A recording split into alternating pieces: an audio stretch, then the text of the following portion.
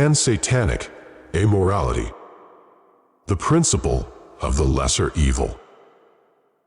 Nothing can be evil through that which it possesses in common with our nature, but insofar as a thing is evil to us, it is contrary to us. According to the guidance of reason, of two things which are good, we shall follow the greater good, and of two evils follow the less. Baruch Spinoza. It is written, "Thou shalt have no other gods before me." Verily I say unto you, there is no greater God than the omnipresent godless being, Satanic all things, creator of all things visible and not yet visible, and cause of the evolution of the human animal called to become God by the power of godless laws of nature. It is written, "Thou shalt not make unto thee any graven image, or any likeness of anything that is in heaven above, or that is in the earth beneath, or that is in the water under the earth.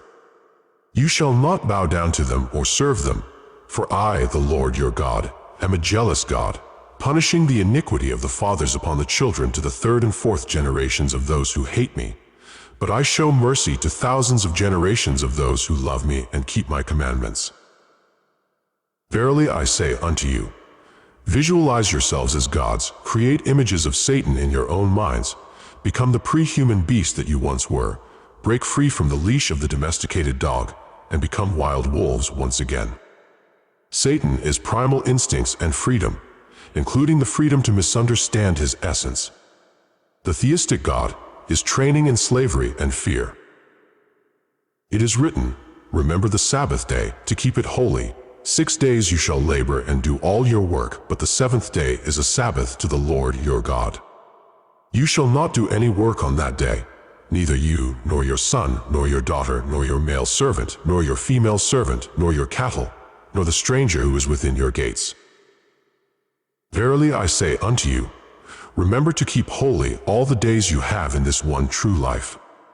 Let your life become a continuous Sabbath of witches. Do not cease to eat and drink, and rejoice in flesh and blood, for tomorrow you shall die. It is written, honor your father and your mother, so that you may live long in the land the Lord your God is giving you. Verily I say unto you, love your father and your mother, unless they do not love you. But then remember that without them, you would not have received conscious life to experience the ungodly wonders of Satanic nature. They mediated in giving you the gift of life given to us by the Satanic being. It is written, thou shalt not kill. Verily I say unto you, always choose the lesser evil. The benefits of action must outweigh the losses and disadvantages of inaction. If there is one among you who threatens your life and health, and the life and health of your family, show him no mercy. If a conceived fetus has irreversible defects, if its disability threatens its life or the life of its mother, if its irreversible defects will cause suffering to it and its family after birth, you may remove it. Even if lethal defects are revealed in the fetus after birth, you have the right to consider a final solution. Always follow the principle of choosing the lesser evil. However, any unjustified, not related to overriding needs or necessities, such as satisfying hunger or alleviating suffering, infliction of suffering on any being, is unacceptable. Removing a fetus on a whim or as a result of thoughtlessness is unacceptable.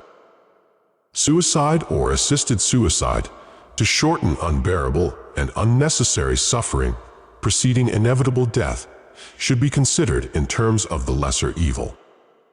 I tell you, however, remember that if someone believes they are suffering unbearable torment of the soul, and believes they must commit suicide, let them consider that perhaps by making such an irreversible decision today, they might not make it tomorrow. Sometimes it is worth waiting until tomorrow. It is written, thou shalt not commit adultery. Verily I say unto you, you may commit adultery at will, provided that all persons directly or indirectly involved in the act consent to it.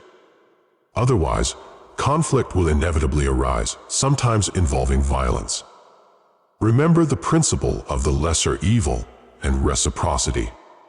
Do not do to others what you would not want them to do to you. It is written, "Thou shalt not steal." Verily I say unto you, he who steals should remember the principle of do not do unto others what you would not have them do unto you, because otherwise he may suffer damage related to theft and also encounter physical violence. Theft may bring material benefits to the thief, but when discovered, his losses may outweigh the benefits in every respect. The community should treat the thief as acting to the detriment of the group. However, spoils of war should be considered in a different category. It is written, "Thou shalt not bear false witness against thy neighbor." Verily I say unto you, thou shalt never bear witness against thy family. Always apply the principle of lesser evil to strangers. It is better for strangers to experience evil than for thy family or thy group to experience it, for harm to thy family is always a greater evil. It is written, "Thou shalt not covet thy neighbor's house." Thou shalt not covet thy neighbor's wife, nor his manservant, nor his maidservant, nor his ox, nor his ass, nor anything that is thy neighbor's. Verily I say unto you, covet and be not ashamed of coveting. Without coveting, life would not survive, for coveting is the driving force of life. Remember, however, to take responsibility for your own actions and to follow the principle of the lesser evil, which is a satanic law resulting from the logic of ungodly nature.